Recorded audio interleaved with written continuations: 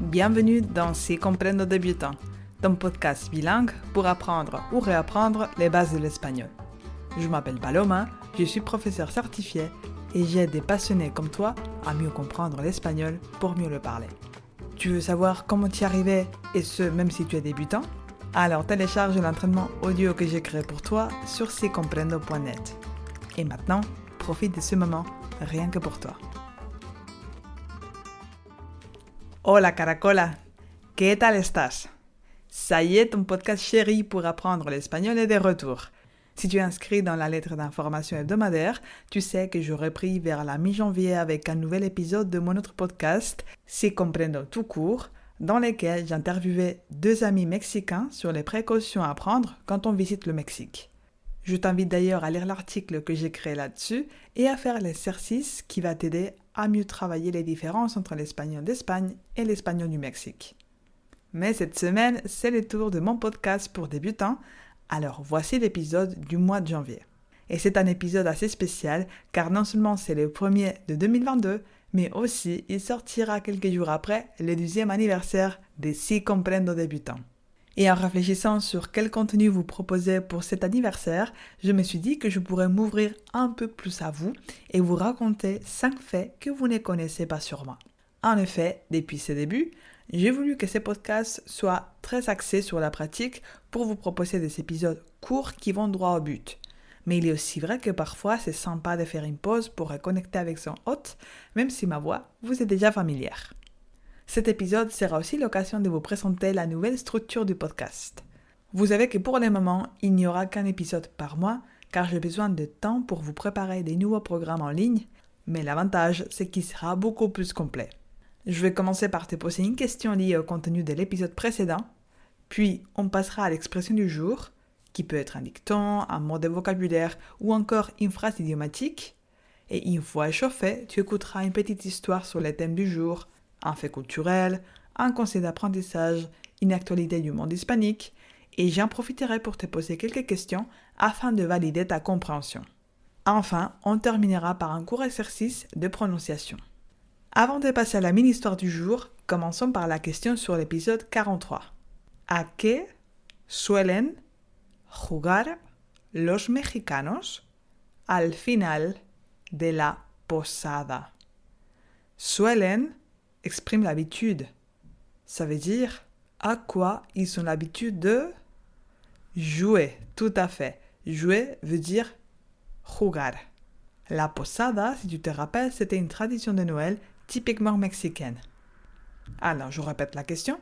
¿A qué suelen jugar los mexicanos al final de la posada? Muy bien. Juegan, ils jouent à la piñata. La piñata, c'est un récipient rempli de bonbons qu'on tape pour le casser et récupérer les friandises.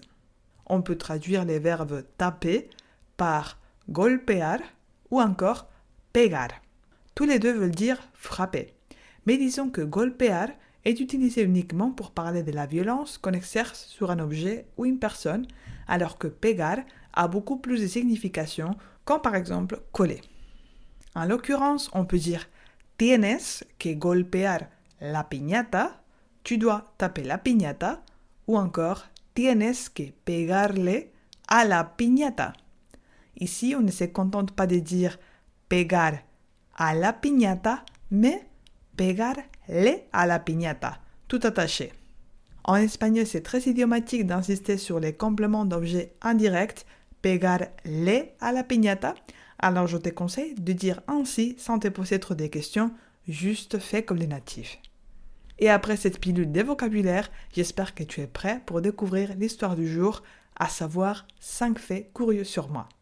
Si tu me suis depuis un moment, il se peut que tu en connaisses certains, mais j'espère te surprendre un petit peu tout de même. Je parlerai en espagnol adapté, c'est-à-dire lentement, et je traduirai aussi les mots compliqués. ¿Estás preparado o preparada? Pues comenzamos en 3, 2, 1.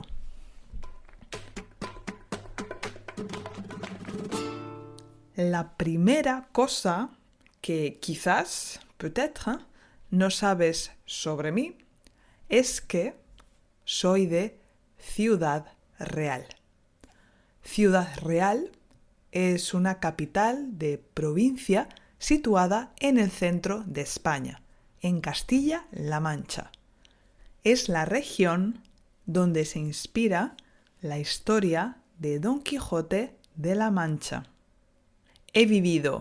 J'habité en Ciudad Real 22 años, pero he vivido en Francia un tercio entier de mi vida. ¡Qué fuerte, eh! C'est fou, hein? Question pour toi. ¿Dónde está Ciudad Real? Où se trouve Ciudad Real en Espagne? Dans quelle région? Bien, está en el centro de España, en Castilla-La Mancha. On continue.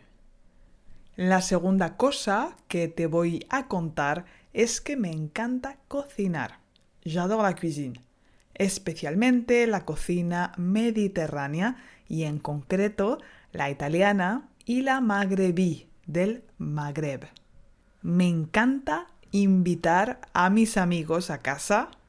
J'adore inviter des amis à la maison.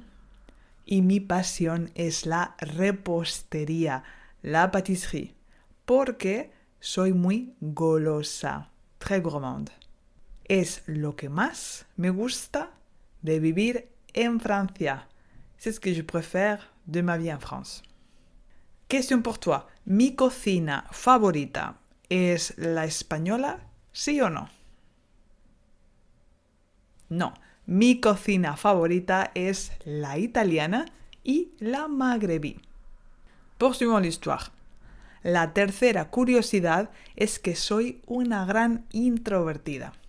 Me considero una persona sociable, pero también me gusta pasar tiempo sola, leyendo, en train de lire, escribiendo, en train d'écrire, o cocinando, en train de cuisiner. De hecho, en fait, cuando paso mucho tiempo con gente, necesito un ratito, un petit moment, de soledad para recargar mis baterías, recharger mes batteries. Question pour toi. ¿Soy introvertida o extrovertida? Bien, soy introvertida, pero soy una persona sociable. En quatrième lieu, en cuarto lugar, te confieso que me gusta el reggaetón. Me gusta muchísimo bailar, danser, y el ritmo del reggaetón me pone de buen humor. Lo que pasa es que odio, je déteste, lo que representa el reggaetón, porque el mundo del reggaetón es un mundo muy machista. Entonces, alors, siempre vivo en una contradicción permanente. El reggaetón es mi placer culpable, mon plaisir coupable. Y me declaro fan de Shakira depuis mi adolescencia. Question pour toi. ¿Por qué odio el reggaetón? Sí, en el fondo me gusta. Bien, me gusta el reggaetón, pero es muy machista. Para terminar, tengo un cotilleo. J'ai un commérage à te raconter. Tengo una conexión especial con México. ¿Por qué? Pues bien, mi novio es mexicano. Mon copain est mexicain. Nos conocimos en Francia, on s'est rencontrés en France, y hace 7 años que estamos juntos. Ça fait 7 ans qu'on est ensemble. Por eso, c'est la raison pour laquelle he visitado México varias veces, plusieurs fois, y en ocasiones je mélange el español de España y el español de México. Question pour toi. ¿Hace cuántos años que estoy con mi novio? Ça fait combien d'années que je suis avec mon copain? Bravo. Hace 7 años. Ça fait 7 ans. ¿Qué tal? ¿Cómo ha ido? Comment ça s'est passé? Si tu as compris environ 80% de l'histoire, je te félicite. Autrement, je te conseille de réécouter l'épisode plusieurs fois pour faire travailler ton oreille. Passons maintenant à l'exercice de prononciation. Je vais choisir des mots ou des expressions qui vont te permettre de travailler un maximum de sons compliqués en espagnol. Mais d'abord, détends-toi et fais cet exercice sans te juger ou te mettre la pression. Avant de commencer, prends une grande inspiration avec moi. Et ouvre et ferme ta bouche plusieurs fois pour réchauffer tes muscles. On commence par ma ville d'origine qui est souvent difficile à prononcer pour les francophones. Ciudad Real. Ça veut dire la ville royale et ça n'a rien à voir avec le Real Madrid. On répète Ciudad Real. Deuxièmement, on continue avec un mot qui contient deux types de R. Le R fort et le R doux. La repostería. La pâtisserie. Je répète, la repostería.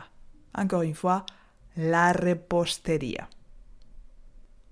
On revient au R avec el reggaeton. Attention à ne pas t'étaler sur le N final. On ne dit pas el reggaeton, on dit el reggaeton. Je répète, el reggaeton. Et on termine par une petite phrase pour retravailler le J. Los mexicanos viven en México. Je répète, los mexicanos viven en México. Vas-y, répète avec moi. Los mexicanos viven en México. Ya está. Has terminado tu mini clase d'espagnol. J'espère que ce nouveau format t'a plu et que tu attends déjà avec impatience les suivants. Si tu veux me contacter pour me dire ce que tu en as pensé, tu peux m'envoyer un mail à info@sicomprendo.net ou encore me contacter sur Instagram. Mon compte c'est @paloma.sicomprendo. J'adore avoir vos retours sur les épisodes, alors ne sois pas timide. Et je ne voulais pas finir cet épisode d'anniversaire sans un moment de remerciement. Merci à toi d'avoir écouté les épisodes que j'ai produits jusque-là. Tu as contribué aux plus de 10 000 écoutes de ces podcasts en 2021. Et je te félicite car je sais que tu es très occupé et malgré ça, tu as réussi à trouver le temps nécessaire pour pratiquer ton espagnol et avancer petit à petit vers ton objectif. Et surtout, un grand merci à toutes les personnes qui ont pris le temps de laisser un avis sur Apple Podcast. Aujourd'hui, je vous partage l'évaluation de Mimilaf. Le meilleur, 5 étoiles, super podcast. J'adore les tons, le style, la vitesse et la voix de Paloma est tellement agréable. Son accent en français est adorable. Je suis vraiment heureuse d'être tombée sur celui-ci par hasard. Merci. Vous voyez, n'ayez pas peur de votre accent quand vous parlez espagnol, car je suis sûre qu'il y aura toujours quelqu'un qui va le trouver beau et qui sera admiratif de votre niveau d'espagnol. Prenez du plaisir à échanger avec les autres sans vouloir être dans les contrôles. Sur ce, je te dis à bientôt pour de nouvelles aventures ensoleillées. Y eso es todo. Si ce podcast est utile pour toi, la meilleure façon de le soutenir, c'est de laisser un avis positif sur Apple Podcast et de le partager avec d'autres passionnés de l'espagnol. Et rappelle-toi, si cette année tu es décidé à parler espagnol, on peut parcourir un bout de chemin ensemble. Pour en savoir plus sur mes programmes, visite sicomprendo.net. Cuídate y hasta pronto.